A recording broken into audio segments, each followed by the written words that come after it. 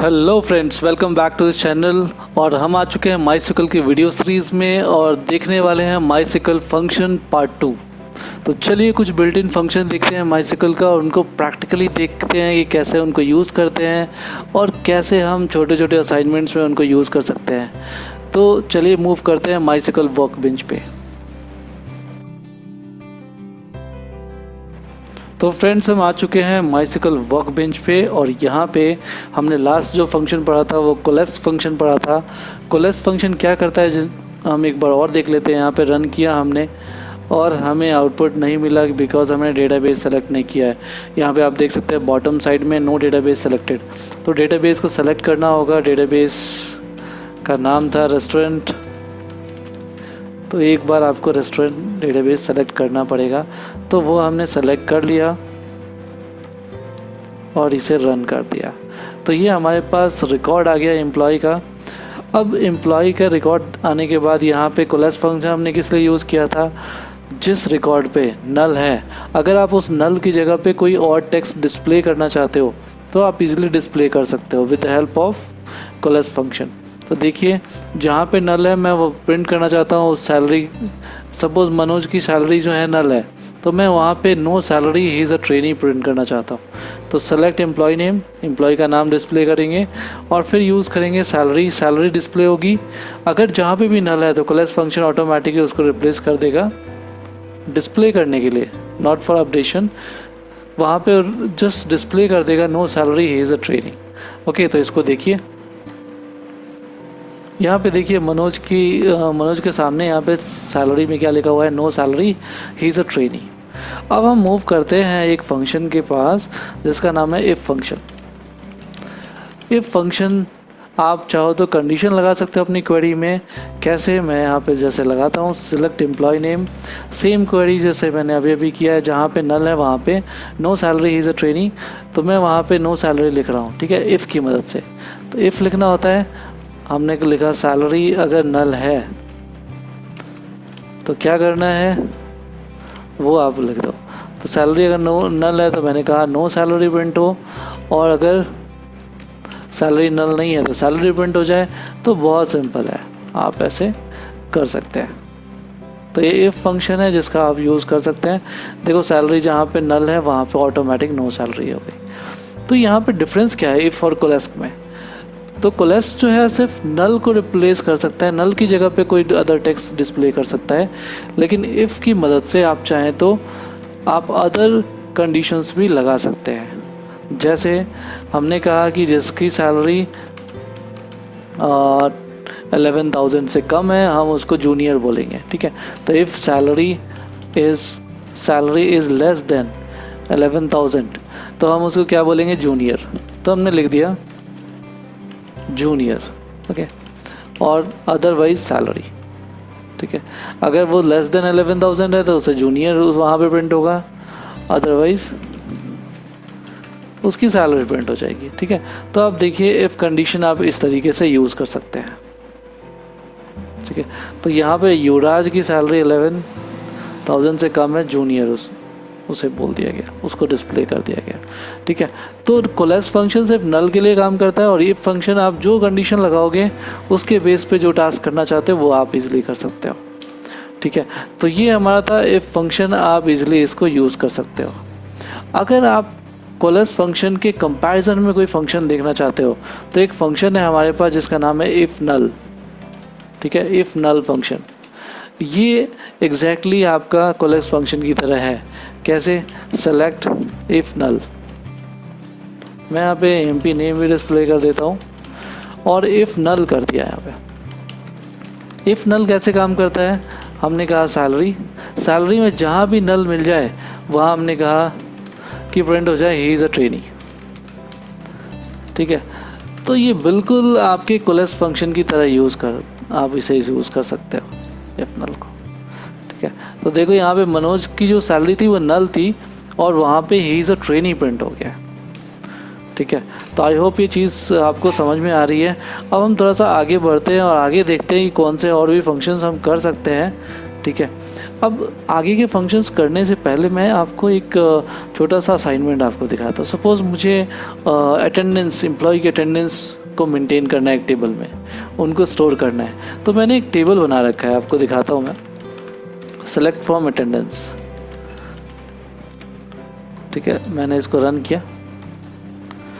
यहाँ पे देखिए 3 कॉलम ले रखे हैं, एक स्टेटस, एक अटेंडेंस डेट और एक एम्प्लॉय आईडी। बहुत आसान है टेबल बनाना। आप लिख सकते हैं क्रिएट टेबल अटेंडेंस, आप सब जानते हैं इसको कैसे बनाना है। स्टेटस और यहाँ पे हमने वैर ले लिया 200% और एब्सेंट को स्टोर करने के लिए। और फिर हमने कर दिया अटेंडेंस डेट, उसको भी टाइम स्टाम्प लिया हुआ है हमने। प्रीवियस वीडियो में हमने टाइम स्टाम्प डिस्कस किया था। और डिफ़ॉल्ट कर दिया है कि जो भी हम इंसर्शन टाइम पे जब डेटा इंसर्ट करेंगे, स्टेटस प्रेजेंट या एब्सेंट एम्प्लॉय का अटेंडेंस लगाएंगे, उस टाइम जो भी डेट एंड टाइम होगा वो इंसर्ट हो जाएगा, ठीक है। और एम्प्लॉय आईडी ले लिया एंटीजर, ठीक है। ये एम्प्लॉय आईडी जो है आप इसको टेबल को बना सकते हो, ठीक है। बहुत सिंपल है। तो एरर आएगा टेबल अटेंडेंस ऑलरेडी एग्जिस्ट, तो इसीलिए रन नहीं हो रहा, ठीक है। मैं इसे मैग्नीफायर से थोड़ा सा जूम कर लेता हूँ जिससे आपको इजीली सब चीज़ें दिखे, ठीक है। अब आते हैं नीचे। टेबल ऑलरेडी बना हुआ है इसीलिए ये टेबल बनेगा नहीं, बट क्वेरी मैंने आपके सामने लिख दी है। तो सेलेक्ट स्टार फ्रॉम अटेंडेंस करके मैं यहाँ पे अटेंडेंस कर सकता हूँ, ठीक है। दोनों टेबल लिंक भी हैं। दोनों टेबल का मतलब हमने एक टेबल और बना रखा है एम्प्लॉय, आप जानते ही हैं पहले से हम उसी पे काम कर रहे हैं। एम्प्लॉय आईडी जो आप देख रहे हो, ये एम्प्लॉय आईडी अटेंडेंस टेबल में हमने डाल दिया, ठीक है। अगर आपने नहीं देखा है कि 2 टेबल को कैसे जोड़ें, 2 टेबल को जैसे अटेंडेंस और एम्प्लॉय 2 टेबल है, दोनों को कैसे जोड़ें, तो आप एक वीडियो है मेरा फॉरेन की वाला, आप उसे ज़रूर देख लें।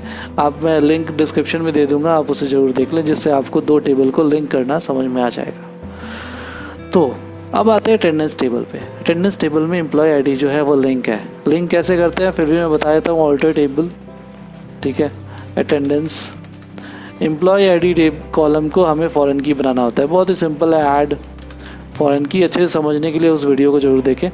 और यहाँ पे कहा हमने कि अटेंडेंस टेबल का एम्प्लॉय आईडी को रेफ़र कर दो, किसके साथ लिंक कर दो, एम्प्लॉय टेबल के एम्प्लॉय आईडी के साथ, ठीक है, कर दिया।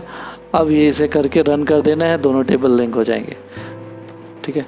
और यहाँ पे देखिए दोनों टेबल लिंक भी हो गए, ठीक है। तो कोई टेंशन नहीं है, पहले से भी मैंने लिंक कर रखा है, आप लिंक कर सकते हैं। Okay, done. अब आते हैं हम MySQL के फंक्शंस इन पर अप्लाई करते हैं। तो यहाँ पे अटेंडेंस हमारे पास है ही, हम इसको रन करके देखते हैं। ये रहा हमारा। अब यहाँ पे मुझे एक बात बताइए, अगर आपसे कोई पूछे कि कितने एम्प्लॉय प्रेजेंट हैं और कितने एम्प्लॉय एब्सेंट हैं, okay, tell me how many are present and absent, उनकी लिस्ट देनी है आपको। तो आप कैसे दोगे, ठीक है। तो उसको देने के लिए एक तरीका है, आप फंक्शंस का यूज़ कर सकते हैं, इफ़ कंडीशंस का यूज़ कर सकते हैं, जो अभी हमने यूज़ किया है। सेलेक्ट, हमने कहा if status equal to present, present का P कैपिटल है, यहाँ ध्यान दीजिएगा, तो कैपिटल ही रखना है आपको। प्रेजेंट, अगर स्टेटस प्रेजेंट आता है तो हम 1 रिटर्न कर देंगे, अदरवाइज 0। और ये जो वैल्यू आ रही है हम उसे सम के अंदर पास कर देंगे, फ्रॉम एम्प्लॉय। और इसको रन कीजिए, देखिए एम्प्लॉय लिखा है, अटेंडेंस है ना, सॉरी, अटेंडेंस टेबल है। और ये देखिए हमें पता चल गया प्रेजेंट कितने हैं, ठीक है। वैसे ही एब्सेंट पता लगाना है तो कॉमा लिखिए सम, और हमने कहा वही स्टेटस इक्वल टू एब्सेंट, अगर एब्सेंट है तो 1, नहीं तो 0 रिटर्न हो जाए और सम फंक्शन को चला जाए, ठीक है। तो इसको भी रन कीजिए, आपको यहाँ पे आउटपुट में मिलेगा प्रेजेंट कितने हैं 2 और एब्सेंट कितने हैं 1। आप इसे चेक भी कर सकते हैं, देखिए प्रेजेंट 2 हैं और एब्सेंट 1 है, ठीक है। तो बहुत इजीली आप क्वेरी लगा के ये काम कर सकते हैं फंक्शंस को यूज़ करके। अब एक चीज़ और, यहाँ पे देखिए जब मैं इसको रन करता हूँ तो यहाँ पे लिखा हुआ है टाइटल कुछ और है, ठीक है। मैं यहाँ पे परसेंट लिखना चाहता हूँ, टोटल परसेंट, यहाँ पे टोटल एब्सेंट। तो इसे बोलते हैं, इस टाइटल को कैसे चेंज करते हैं, इसे बोलते हैं हम एलियास को चेंज करना, ठीक है। तो यहाँ लिखोगे एज, इसके रिजल्ट को हम, इसका टाइटल देना चाहते हैं परसेंट, टोटल परसेंट, तो आप ऐसा लिख दोगे टोटल परसेंट। और अगर इसको देना है तो आप क्या लिखोगे, अगेन एज और टोटल एब्सेंट, ठीक है। और इसको सेलेक्ट करके रन करना है हमें, ठीक है। तो टोटल प्रेजेंट 2 है और टोटल एब्सेंट 1 है, आप इजीली इसको आइडेंटिफाई कर सकते हो, ठीक है। तो आप इनको यूज़ कर सकते हो बहुत सारे छोटे छोटे असाइनमेंट्स में, अपने प्रोजेक्ट्स में भी यूज़ कर सकते हो इन फंक्शंस को, ठीक है। अब हम आते हैं डेट फंक्शंस पे। डेट फंक्शंस बहुत ही ज़्यादा यूज़फुल हैं, आप उनको यूज़ कर सकते हो डेट रिलेटेड वर्क करने के लिए, ठीक है। तो सबसे पहला जो मैं आपको फंक्शन बताने वाला हूँ वो है करंट डेट। अगर आपको करंट डेट एंड टाइम दोनों चाहिए तो आप इसका, डेट चाहिए तो आप सेलेक्ट करंट डेट कीजिए, आपको डेट मिल जाएगा, नॉट टाइम। अगर टाइम चाहिए तो आप नाउ फंक्शन का यूज़ कीजिए, डेट प्लस टाइम दोनों चीज़ें आ जाएगी, ठीक है। करंट डेट लिखने का बहुत सारा तरीका है, तो सेलेक्ट कर डेट फंक्शन भी है, आप इससे भी सिर्फ डेट आपको मिल जाएगा, ठीक है। तो करंट डेट लिखिए या कर डेट लिखिए, या आप करंट डेट ऐसे भी लिख दीजिए, ये भी रन हो जाएगा, ठीक है। तो करंट डेट को रन करने का तरीका ये तीन तरीके मैंने बता दिए, ठीक है। नाउ फंक्शन में क्या है डिफरेंस है, करंट डेट में नाउ फंक्शन आपको डेट भी देगा और साथ साथ टाइम भी देगा, लाइक करंट डेट सिर्फ आपको डेट देगा, ठीक है। नाउ अब एक चीज़ यहाँ पे देखें, क्या हमारे पास एक और फंक्शन है जिससे आप डेट एंड टाइम दोनों ले सकते हो, सिर्फ डेट, ठीक है। आज का डेट है 1 अगस्त और टाइम जो हो रहा है वो 6:46 हो रहा है, तो आपको ये और 11 सेकेंड्स हो रहे हैं, तो आप इजीली ये काम कर सकते हो, ठीक है। अब मुझे क्या करना है, अब एक चीज़ और दिखाता हूँ मैं, सेलेक्ट करें डेट। आप चाहो तो डेट में कुछ ऐड भी कर सकते हो, जैसे मैंने किया 10, तो अब रिज़ल्ट क्या आएगा, आज जो है, इसको रन करते हैं, देखिए यहाँ पे 11 अगस्त 2020, आज है 1 अगस्त, 1 अगस्त है, बट रिज़ल्ट आया 11, क्योंकि 1 अगस्त में 1 में 10 जोड़ेंगे तो 11 अगस्त आएगा, ठीक है। आप चाहो तो इसका एलियास भी बना लो एज डेट, ठीक है। तो क्या होगा, एलियास भी आपको मिल जाएगा, यानी टाइटल पे जो ये लिखा हुआ है ना करंट डेट प्लस 10, ये रिप्लेस हो जाएगा डेट से, ठीक है। तो बहुत सिंपल है, हम करंट डेट पे प्लस लगा सकते हैं, माइनस कर सकते हैं डेट्स को, तो बहुत इजीली ये काम हम कर सकते हैं, ठीक है। तो आई होप आपको ये चीज़ें समझ में आ रही होगी, आप इनको प्रैक्टिकली करके चीज़ों को समझ सकते हैं। मैं डिस्क्रिप्शन में इस पूरे एसक्यूएल क्वेरी का कोड भी दे दूंगा, जिसे आप डाउनलोड करके अपने सिस्टम पे चेक भी कर सकते हैं, ठीक है। तो अब कुछ और क्वेरी देख लेते हैं, और क्वेरी क्या हो सकती है, और फंक्शंस भी देख लेते हैं, ठीक है। अब मुझे मान लो कि मुझे ईयर पता करना है, करंट ईयर, ठीक है, इस साल का ईयर। तो नाउ फंक्शन तो आपको मालूम ही है, इस पे ईयर लगा दो, तो ये आपको ईयर फंक्शन सिर्फ क्या दे देगा, कौन सा ईयर चल रहा है 2020।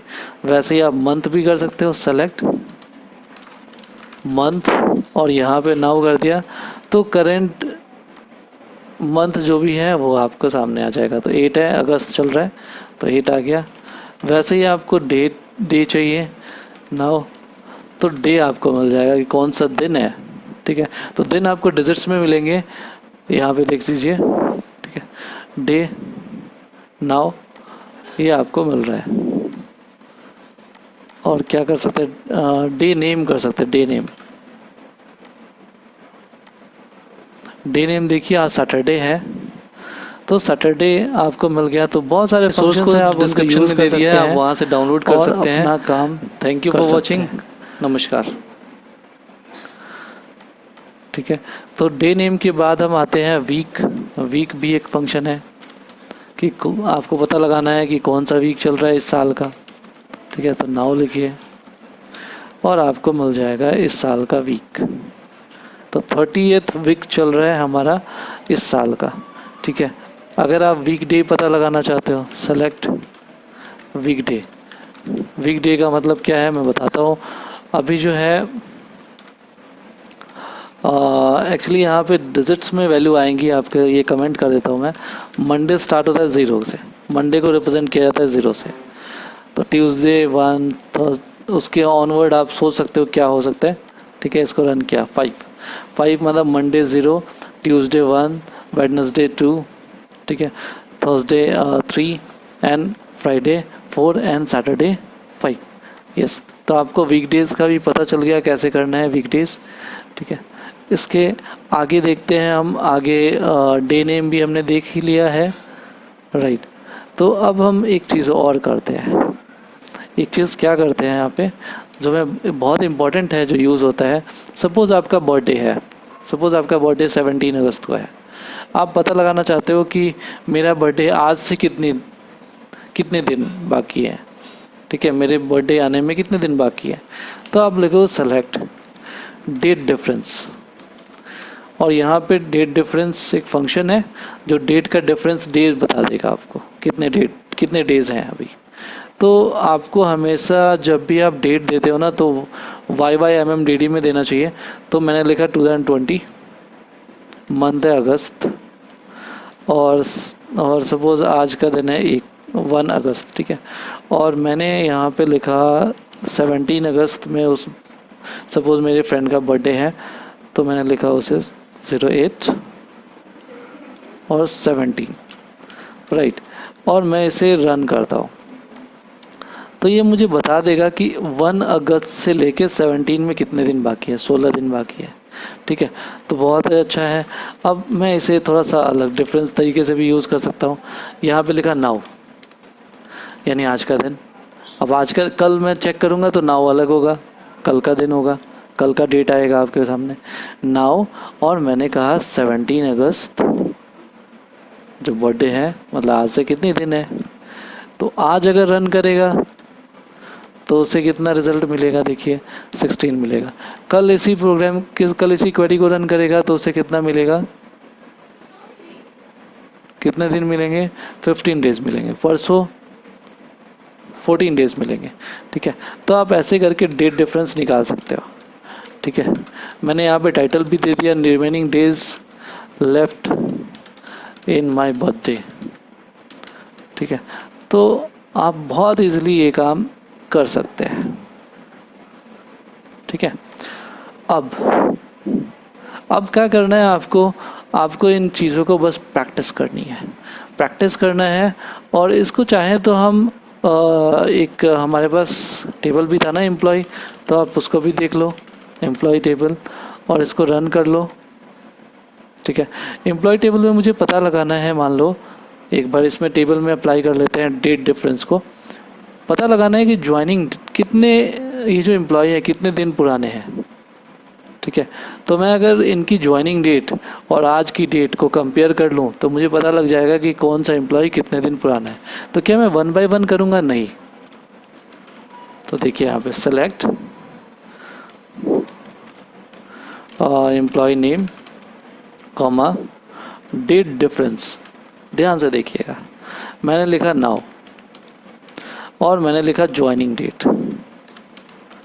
तो क्या होगा, आज से ज्वाइनिंग डेट को आज के डेट को और ज्वाइनिंग के डेट को कंपेयर किया जाएगा, ठीक है।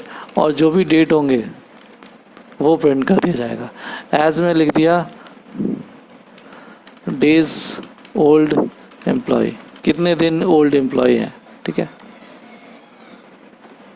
रन किया और यहाँ पे देखिए जो मैंने कल इंसर्ट किया था रिकॉर्ड, उनका आया 1 डे पुराने हैं, 1 डे ओल्ड है, बिकॉज कल के डेट और आज के डेट में कल इंसर्ट किया था तो कल का इंसर्ट ज्वाइनिंग डेट है उनका, और आज के डेट से कंपैरिजन हो रहा है तो 1 डे पुराने हैं। लेकिन आज जो मैंने युवराज का डेटा इंसर्ट किया था तो आज का डेट आज से ही कंपेयर हो रहा है, क्योंकि ज्वाइनिंग डेट आज हमने इंसर्ट किया तो ज्वाइनिंग डेट भी आज है और नाउ भी आज का डेट निकल रहे हैं, तो दोनों को कंपेयर होने बस 0।